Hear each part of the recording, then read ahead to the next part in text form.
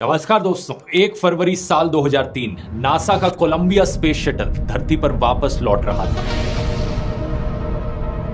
इसमें बैठे हैं 7 एस्ट्रोनॉट्स, जिनमें से एक इंडिया के लिए बहुत खास है, मिशन स्पेशलिस्ट कल्पना चावला। ये सभी एस्ट्रोनॉट्स 2 हफ्ते स्पेस में बिताने के बाद वापस धरती पर लौट रहे हैं और इनके परिवार और दोस्त इनका बेसब्री से इंतजार कर रहे हैं। इन सब के लिए ये फ्लाइट बड़ी खास है, लेकिन नासा के लिए ये एक बहुत ही आम रूटीन फ्लाइट है, क्योंकि स्पेस मिशन कोलंबिया प्रोग्राम की ये 28वीं फ्लाइट है। 8:44 स्पेस शटल धरती की एटमॉस्फेयर में री एंट्री मारता है। सभी सिस्टम्स एज एक्सपेक्टेड काम कर रहे हैं और सब कुछ नॉर्मल लग रहा है।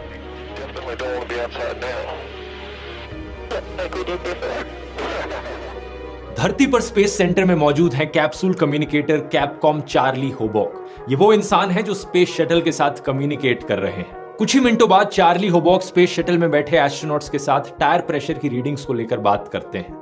Columbia, Houston, we see your tire pressure messages and we did not copy your last. Instrumentation, Max. दूसरी तरफ से मिशन कमांडर रिक हस्बैंड अपना जवाब दे रहे थे कि अचानक से लाइन कट हो जाती है। उनकी तरफ से सिर्फ एक शब्द सुनाई देता है, रॉजर, और उनका जवाब अधूरा रह जाता है। चार्ली होबॉक दोबारा से कम्युनिकेशन बनाने की कोशिश करते हैं, लेकिन दूसरी तरफ से कोई जवाब नहीं। 10 मिनट बीत जाते हैं, कोशिश जारी है, लेकिन दूसरी तरफ से अभी भी कोई जवाब नहीं। Columbia, Houston, UHF com check. Space centre में मौजूद नासा की ये टीम इस बात से अनजान है कि कोलंबिया स्पेस शटल में एक धमाका हो गया है। कुछ ही मिनटों बाद कैनेडी स्पेस सेंटर पर एक कॉल आती है। जरा टीवी ऑन करके न्यूज चलाओ। न्यूज में कुछ ऐसे दृश्य दिख रहे थे। They've lost contact. We can only hope that what we're seeing is not the worst.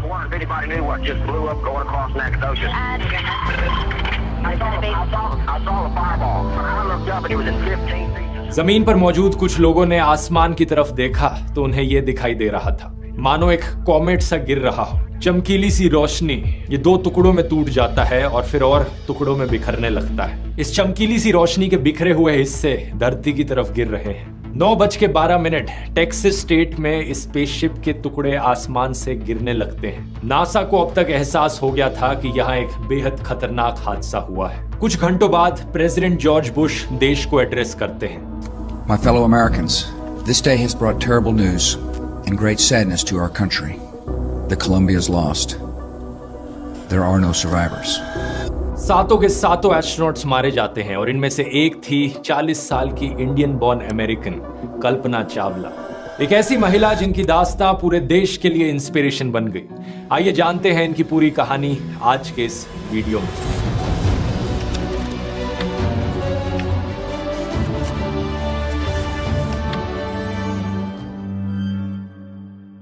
Kalpana Chawla का जन्म 17 मार्च 1962 को हरियाणा के करनाल शहर में एक कंजर्वेटिव परिवार में हुआ था। इनके पेरेंट्स बनारसी लाल चावला और संज्योति चावला पार्टीशन के दौरान पाकिस्तान से इंडिया आए थे और कल्पना इनकी चौथी और सबसे छोटी संतान थी। जब इन्होंने स्कूल जाना शुरू किया तो कोई फॉर्मली नाम नहीं दिया गया था इनको। घर पर इनको मोंटू करके पुकारते थे। जब उसकी बड़ी बहन स्कूल लेके गई, नाम पूछा तो हमने बोला नाम तो रखा ही नहीं है। घर का नाम उसका मुंटू मुंटू ही बोलते थे सब उसको।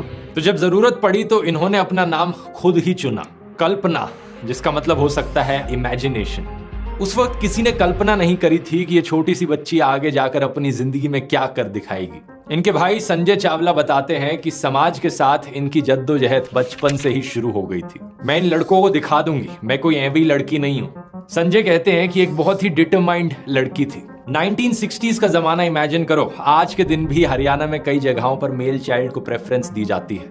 उस जमाने में तो क्या होता होगा। कल्पना चावला को स्पेस में दिलचस्पी आसमान में उड़ते हुए प्लेन्स को देखकर हुई थी। बचपन में अपने पिताजी के साथ लोकल फ्लाइंग क्लब में जाती थी और इनके पेरेंट्स ने इनकी इस दिलचस्पी को नोटिस करना शुरू किया। लेकिन आगे जाकर जब वो बड़ी हुई तो इनके पिता और इनके प्रोफेसर्स और टीचर्स सभी का यह कहना था कि इस प्रोफेशन को परस्यू मत करो, लड़कियों के लिए इस करियर पाथ में कुछ नहीं रखा। संजय चावला बताते हैं कि सबके लिए ये एक बहुत बड़ा शौक था। सबने उसे डिस्करेज करने की कोशिश करी कि मत करो ये, लेकिन कल्पना को कोई रोक नहीं सका। पंजाब इंजीनियरिंग कॉलेज से ये एरोनॉटिकल इंजीनियरिंग में अपनी बैचलर्स डिग्री कंप्लीट करती हैं और उसके बाद चली जाती हैं ये अमेरिका अपनी मास्टर्स डिग्री करने के लिए यूनिवर्सिटी ऑफ टेक्सास से। इवन दो इनके पिता इसको लेकर भी डिसअप्रूव कर रहे थे कि बाहर पढ़ने नहीं जाना चाहिए। Because I lived in India in a very small town and forget about space, I didn't even know if my folks were going to let me go to the engineering college. आगे चलकर साल 1988 में ये PhD भी कर डालती हैं aerospace engineering में यूनिवर्सिटी ऑफ कोलोराडो से। इस वक्त इनकी उम्र करीब 26 साल थी और नासा के एम्स रिसर्च सेंटर में ये काम करने लगती हैं। इनकी स्पेशलाइजेशन फ्लूइड डायनेमिक्स एयरक्राफ्ट की, यानी इस चीज को स्टडी करना कि जो हवा है वो फ्लूइड की तरह किस तरीके से फ्लो करती है एयरक्राफ्ट्स के विंग्स के अराउंड और चारों तरफ से। इनके पास ढेरों पायलट के लाइसेंसेस थे, एयरप्लेन्स, ग्लाइडर्स और सी प्लेन्स सब उड़ाना जानती थी। साल 1991 में ये अमेरिकन सिटीजन बन जाती हैं और 1994 में नासा 4000 एप्लीकेंट्स में से 20 लोगों को एस्ट्रोनॉट ट्रेनिंग के लिए सिलेक्ट करती है, जिनमें से एक कल्पना चावला भी होती है। नवंबर 1997, 3 साल की ट्रेनिंग के बाद कल्पना अपनी पहली उड़ान भरती है स्पेस। कोलंबिया प्रोग्राम के अंडर फ्लाइट STS-87 इस स्पेस शटल में बैठकर ये 250 से ज्यादा ऑर्बिट्स लगाती हैं धरती के, 2 हफ्ते तक स्पेस में रहती हैं। STS का full form space transportation system, ये ऑफिशियल नाम था नासा के स्पेस शटल प्रोग्राम का। ये प्रोग्राम चौथा ऐसा प्रोग्राम था जिसमें ह्यूमन स्पेस फ्लाइट्स होती थी। पहला प्रोजेक्ट मर्करी, फिर प्रोजेक्ट जेमिनी और फिर सबसे फेमस वाला अपोलो प्रोग्राम और फिर ये वाला प्रोग्राम जो साल 1981 में शुरू हुआ। ये इतिहास का सबसे लंबा ह्यूमन स्पेस फ्लाइट प्रोग्राम था जो 2011 तक चला। यहाँ नासा का फोकस था रीयूजेबिलिटी, एक ही स्पेस शटल को बार बार ऊपर नीचे लेकर आया जाए, हर बार नए स्पेस शटल्स बनाने की जरूरत ना पड़े। 2 मेन स्पेस शटल्स थे जो इस प्रोग्राम में यूज किए गए। पहला था चैलेंजर और दूसरा कोलंबिया स्पेस शटल। इस कोलंबिया डिजास्टर के बाद डिस्कवरी, एटलांटिस और एंडेवर स्पेस शटल्स भी इस्तेमाल किए गए, जो कि आज के दिन आपको म्यूजियम्स में मिल जाएंगे। इन सभी में से कोलंबिया पहला स्पेस शटल था जो स्पेस में गया अप्रैल 1981 में। डिजास्टर से पहले 27 सक्सेसफुल मिशन ये कंप्लीट कर चुका था। अब आप यहां सोचोगे क्या एक शटल को इतनी बार यूज करना सेफ था? क्या यही कारण तो नहीं है इस डिजास्टर के पीछे? जवाब है नहीं। STS प्रोग्राम को स्पेसिफिकली रीयूजेबिलिटी के लिए ही डिजाइन किया गया था। हर फ्लाइट के बाद एक बहुत ही लंबा प्रोसेस होता था शटल्स को इंस्पेक्ट करने का, रिपेयर करने का और इन्हें रिफर्बिश करने का। कोलंबिया हादसे के पीछे जो एक्चुअल कारण था वो एक बहुत ही माइनर रीजन था, जिसकी बात आगे वीडियो में करते हैं। लेकिन एज अ कॉन्सेप्ट इस STS प्रोग्राम में कुछ गलत नहीं था। कोलंबिया स्पेस शटल की जो 24th फ्लाइट थी वो कल्पना चावला की पहली स्पेस फ्लाइट थी।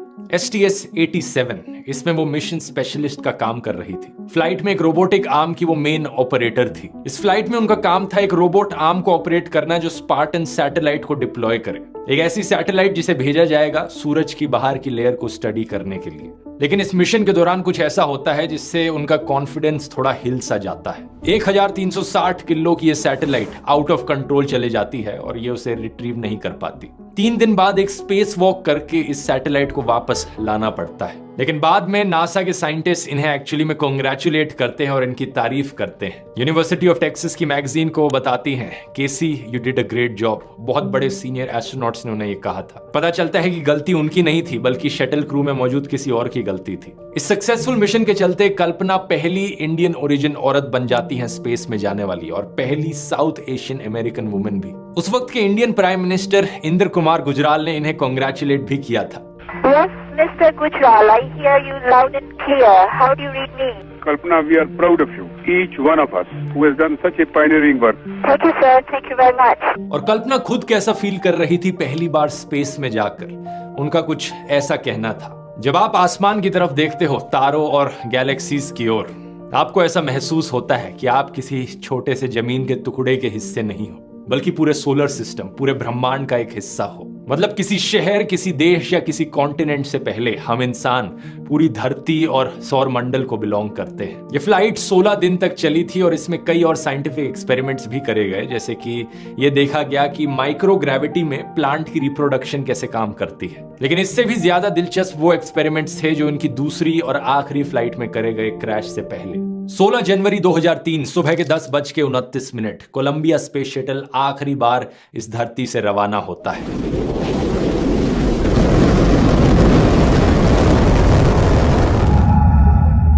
ये मिशन ओरिजिनली 2001 के लिए प्लान किया गया था और 13 बार डिले हुआ।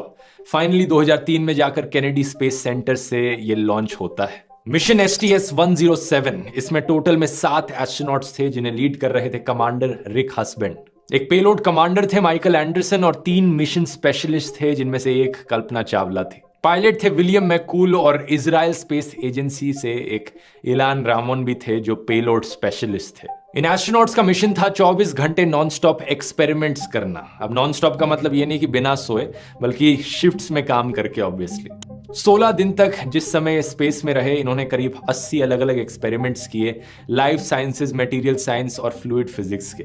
कल्पना चावला फोकस कर रही थी माइक्रोग्रेविटी पर कि कैसे स्पेस में कंबशन होती है, कैसे आग को सप्रेस किया जा सकता है, कैसे क्रिस्टल ग्रोथ होती है और इवन प्रोस्टेट कैंसर कैसे ग्रो करता है स्पेस में। ज्यादा डिटेल्स में ना जाते हुए ये चीज काफी दिलचस्प थी क्योंकि धरती पर मौजूद लेबोरेटरीज में जब सेल्स ग्रो करते हैं तो वो 2 डायमेंशनल मोनो लेयर्स में ग्रो करते हैं कल्चर डिशेस में, लेकिन स्पेस में सेल्स 3 डायमेंशंस में ग्रो करते हैं स्फीयरॉइड्स की शेप में। सिमिलर तरीके से हमारी बॉडीज में कैंसर के ट्यूमर्स भी बनते हैं, तो इससे ट्यूमर बिहेवियर को समझने में काफी मदद मिली। इस मिशन में स्पेस हैब नाम की एक कंपनी ने भी नासा के साथ कोलैबोरेट किया था जिसकी मदद से दुनिया भर की यूनिवर्सिटीज, कंपनीज और सरकारी एजेंसीज स्पेस में अपनी रिसर्च कर सकती थी बिना खुद से स्पेस में जाए। मतलब उनके बिहाफ पे ये एस्ट्रोनॉट्स एक्सपेरिमेंट्स कर रहे थे। In fact Australia, China, Israel, Japan, USA जैसे देशों के 6 स्कूलों से बच्चों को लिया गया जो अपने एक्सपेरिमेंट्स करवाना चाह रहे थे इन एस्ट्रोनॉट्स से। Spiders, silk worms, organic crystals, मछलियां, मधुमक्खियां, एंट्स, ये सब कैसे रिएक्ट करते हैं स्पेस में, बच्चे जानना चाहते थे और इसको लेकर भी एक्सपेरिमेंट्स हो रहे थे। फूलों को लेकर एक बड़ी इंटरेस्टिंग चीज पता चली इन एक्सपेरिमेंट्स में कि जो सुगंध इन फूलों की होती है धरती पर, स्पेस में उनकी स्मेल ही बदल जाती है। क्योंकि मिशन के दौरान भी कॉन्स्टेंटली सारा डेटा धरती पर ट्रांसमिट किया जा रहा था, तो अप्रोक्सीमेटली 30% जो डेटा था इन एक्सपेरिमेंट्स का उसे सेव किया गया और कलेक्ट करके ग्राउंड स्टेशंस में रखा गया। कुछ सक्सेसफुल एक्सपेरिमेंट्स के वीडियोस भी रिकॉर्ड किए गए जो बच्चों को वापस भेजे गए, जैसे कि चींटियों को लेकर और क्रिस्टल्स को लेकर। लेकिन 40 से ज्यादा एक्सपेरिमेंट्स ऐसे भी थे जिनका कोई डेटा वापस नहीं मिल पाया इस हादसे की वजह। हालांकि एक इंटरेस्टिंग चीज यहाँ पर राउंड वॉर्म्स का एक लाइव ग्रुप था जो इस डिजास्टर को सर्वाइव कर गया सिर्फ कुछ माइनर हीट डैमेजेस के साथ, क्योंकि इन्हें एक एल्यूमिनियम के कैनिस्टर्स में रखा गया था। और हादसे के बाद जो टूटे हुए पीसेस रिकवर किए गए स्पेस शटल के, उनमें 5-6 ऐसे कैंस पाए गए जिनकी पेट्री डिशेस में ये राउंड वॉर्म्स जिंदा थे। आगे चलकर जो मिशंस हुए, जैसे कि 2011 में स्पेस शटल एंडेवर का STS प्रोग्राम का सेकंड लास्ट मिशन हुआ, उसमें इन राउंड वॉर्म्स के कुछ डिसेंडेंट्स को उसमें भेजा गया। लेकिन अब आते हैं इस वीडियो के सबसे बड़े सवाल पर, आखिर क्या कारण था इस बड़े हादसे के पीछे? क्या पायलट ने कुछ गलती करी या फिर किसी और क्रू मेंबर ने कुछ जल्दबाजी में गलती से कुछ डिसीजंस ले लिए?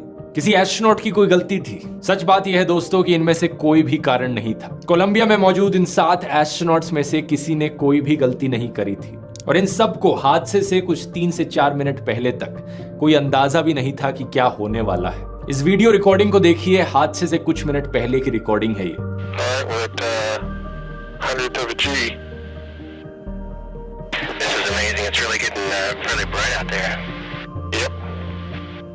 Definitely don't want to be outside now. Like we did before. I have to back my point.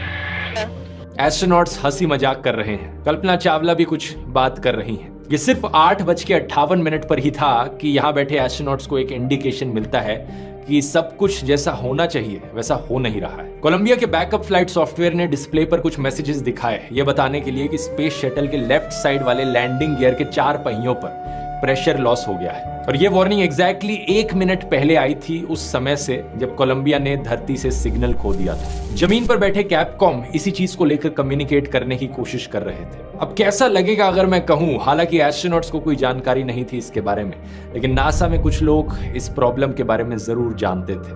हादसे से 1-2 घंटे पहले नहीं, बल्कि पूरे 16 दिन पहले उनको ये चीज पता थी जिस दिन ये शटल लॉन्च हुई थी। बात यह है कि कोलंबिया की लॉन्च के 81 सेकंड बाद एक फोम का छोटा सा टुकड़ा शटल से अलग होकर लेफ्ट विंग पर जाकर टकरा गया था। यह फोम उनमें से था जिसको यूज किया जा रहा था कोलंबिया के एक्सटर्नल टैंक को मेन शटल से कनेक्ट करने के लिए। ज्यादा बड़ा टुकड़ा नहीं था, सिर्फ 60 सेंटीमीटर लंबा और करीब 40 सेंटीमीटर चौड़ा था। इसका वजन सिर्फ 750 ग्राम था, लेकिन ये लेफ्ट विंग पर जाकर इतनी तेजी से टकराया कि इसकी वेलोसिटी उस वक्त एस्टिमेट करी जाती है कि 700 से लेकर 900 किलोमीटर प्रति घंटे के बीच में होगी। इस चीज के होने के 2 से 3 दिन बाद नासा के कुछ इंजीनियर्स ने एसटीएस प्रोग्राम के मैनेजर रॉन डी डिटरमोर को बोला कि पिक्चर्स लिए जाएं इस डैमेज को पता करने के लिए कि यहाँ क्या डैमेज हुआ है स्पेस शटल को। हम अपनी अमेरिकन स्पाई सैटेलाइट्स का इस्तेमाल कर सकते हैं। लेकिन इंजीनियर्स ने बताया कि चीफ ने इस रिक्वेस्ट को मना कर दिया था। यही कारण है कि जब ये चीज बाद में पता चली तो हादसे के बाद अप्रैल 2003 में इन्होंने अपनी पोजीशन से इस्तीफा दे दिया, अपनी गलती स्वीकार करते हुए। 2008 में आई स्पेस जर्नलिस्ट माइकल कैबेज और विलियम हार्डवुड की किताब कॉमचेक ने यह बताया कि डिपार्टमेंट ऑफ डिफेंस तैयार थी अपने स्पाई कैमरास इस्तेमाल करने के लिए, लेकिन ऑफिशियल्स ने मना कर दिया था। एक इंटरनल कमीशन बनाया गया था इस चीज में जांच करने के लिए, जिसका नाम था Columbia accident investigation board, short में CAIB। अगस्त 2003 में इस कमीशन ने अपनी एक बहुत बड़ी रिपोर्ट निकाली जिसमें डिटेल में एक्सप्लेन किया कि ये कोलंबिया डिजास्टर क्यों हुआ था और किस कारण की वजह से हुआ था। इस रिपोर्ट में एक बार फिर से मेंशन किया गया था नासा की नेग्लिजेंस को, नासा के human space flight chief William Reddy का फेलियर, इस ऑफर को ना एक्सेप्ट करना कि स्पाई सैटेलाइट्स का इस्तेमाल करके हम शटल के डैमेज को देख लें। यही कारण कि इस डैमेज को जांचा नहीं जाता और अगले 15 दिन तक ये मिशन एज पर प्लान चलता है, अंटिल 1 फरवरी जब मिशन खत्म होने के बाद स्पेस शटल को धरती पर वापस लौटना था। स्पेस शटल के लेफ्ट विंग पर ये जो डैमेज हुआ था इसकी वजह से एक छोटा सा होल आ गया था और धरती के एटमॉस्फेयर में नीचे आते हुए ये डैमेज और बड़ा होता गया। एक छोटे से होल की वजह से हवा लीक करने लगी और आमतौर पर एक थर्मल प्रोटेक्शन सिस्टम होता है जो स्पेस शटल के अंदर टेम्परेचर मेंटेन करता है, लेकिन हवा की वजह से ये होल और बड़ा होता गया और देखते ही देखते एक सूटकेस जितना बड़ा इंसुलेशन का पीस टूट चुका था। कोलंबिया का एक बहुत बड़ा हिस्सा अब बाहर की आग और गैसेस से एक्सपोज हो रहा था। इसकी वजह से पहले लेफ्ट विंग में लगे सेंसर्स काम करना बंद कर जाते हैं, टेम्परेचर रीडिंग्स नहीं मिल पाती, फिर टायर प्रेशर की रीडिंग्स गायब हो जाती हैं और देखते ही देखते ये स्पेसक्राफ्ट टुकड़ों में बिखरने लगता है। जमीन पर मौजूद लोग इस वीडियो को कैप्चर करते हैं जिसमें ब्राइट फ्लैशेस दिखते हैं। एक छोटे से फोम के टुकड़े की वजह से ये पूरा हादसा होता है और 7 लोग अपनी जान गंवा देते हैं। लेकिन यहाँ पर यह चीज भी मेंशन करनी जरूरी है कि 2003 में जो CAIB की रिपोर्ट निकली थी इसने बताया कि ऐसे फोम स्ट्राइक्स रेगुलरली होते हैं स्पेस शटल के लॉन्चेस में। 79 मिशंस जिनकी फोटोज अवेलेबल थी लॉन्च के दौरान, उनमें पाया गया कि 65 में ऐसी फोम स्ट्राइक्स पहले भी देखने को मिली हैं। तो बड़ी कॉमन चीज थी ऐसे फोम स्ट्राइक्स होना। लेकिन इस फोम स्ट्राइक के बारे में प्रॉब्लम वाली बात यह थी कि यह टुकड़ा गलत समय पर गलत जगह जाकर टकरा गया। हादसे के 5 साल बाद दिसंबर 2008 में एक और रिपोर्ट सामने आती है, Columbia crew survival investigation report. इससे पता चलता है कि कैबिन प्रेशर डिस्टर्ब होने की वजह से एस्ट्रोनॉट्स की मौत कुछ ही सेकंड के अंदर हो गई थी। जब कोलंबिया स्पेस शटल वायलेंट तरीके से बिखर रहा था तो उन्हें कोई हीट या डैमेजेस इस तरीके से सहने नहीं पड़े। इस रिपोर्ट में क्रू के आखिरी मिनटों को रिकंस्ट्रक्ट करने की कोशिश करी गई। क्या हुआ उन आखिरी मिनटों में? चारों तरफ वार्निंग साइंस और अलर्ट्स बज रहे थे, टायर प्रेशर की प्रॉब्लम, लैंडिंग गियर की प्रॉब्लम। इस रिपोर्ट में यह भी लिखा गया कि अगर कैबिन में बेहतर इक्विपमेंट मौजूद होती तब भी एस्ट्रोनॉट्स की जान नहीं बचाई जा सकती थी। The breakup of the crew module and the crew's subsequent exposure to hypersonic entry conditions was not survivable by any currently existing capability. इस हादसे के बाद नासा ने स्पेस शटल प्रोग्राम को 2.5 साल के लिए रोक दिया और सबसे इंपॉर्टेंट चीज, फोम रैम का जो डिजाइन था वो भी बदला गया। अब इस तरीके से डिजाइन बदल के किया गया कि इस तरीके से हादसा दोबारा ना हो सके। और थैंकफुली आज के दिन 20 साल बाद भी ऐसा कोई हादसा दोबारा नहीं हुआ है। आगे स्पेस शटल प्रोग्राम को तब तक कंटिन्यू रखा गया जब तक इंटरनेशनल स्पेस स्टेशन बनकर तैयार नहीं हो गया। जुलाई 2011 में जब इसे फाइनली खत्म किया जाता है तब तक 135 मिशंस इस प्रोग्राम में किए जाते हैं और ये 30 साल पूरे कर लेता है। इन 30 सालों में टोटल में 14 एस्ट्रोनॉट्स अपनी जान गंवाते हैं अनफॉर्चुनेट एक्सीडेंट्स में, और इसी में से एक कल्पना चावला। इंडिया अपनी प्राइड को खो देता है, लेकिन कल्पना चावला का इम्पैक्ट लाखों लोगों की जिंदगी पर देखने को मिलता है, डायरेक्टली और इनडायरेक्टली। कल्पना इतनी पैशनेट थी साइंस एजुकेशन को लेकर कि वो चाहती थी कि इंडिया में हर लड़की को ऐसी एजुकेशन मिल सके। यही कारण कि उन्होंने नासा को कन्विंस किया कि उनका जो सेकेंडरी स्कूल था करनाल में, टैगोर बाल निकेतन सीनियर सेकेंडरी स्कूल, उसके स्टूडेंट्स हिस्सा ले सके नासा के समर स्पेस एक्सपीरियंस प्रोग्राम में। 1998 के बाद से हर साल ये स्कूल 2 लड़कियों को अमेरिका भेजता था ह्यूस्टन में, for the foundation for international space education United space school. और कल्पना चावला इन लड़कियों को अपने घर भी बुलाती थी डिनर करने के लिए। नासा ने कल्पना चावला और बाकी क्रू मेंबर्स को काफी ट्रिब्यूट्स दिए हैं पिछले कुछ सालों में, जैसे कि मार्स पर जो लैंडिंग करी थी नासा ने, उस जगह को कोलंबिया मेमोरियल स्टेशन बुलाया गया। और मार्स और जुपिटर के बीच कई सारे एस्ट्रॉइड्स हैं जिनका नाम इन क्रू मेंबर्स के नाम पर रखा गया। यही कारण कि आज हमारे सोलर सिस्टम में कहीं दूर चक्कर लगा रहा है एक एस्ट्रॉइड जिसका नाम है 51826 कल्पना चावला। ये वीडियो पसंद आया तो ये वाला वीडियो भी जरूर पसंद आएगा। एक और ऐसे हादसे के ऊपर वीडियो है जहां पर एस्ट्रोनॉट्स एक्चुअली में सरवाइव कर गए हफ्तों तक स्पेस में गुम होने के बाद। अपोलो 13 का ये मिशन यहां क्लिक करके देख सकते हैं। बहुत बहुत धन्यवाद।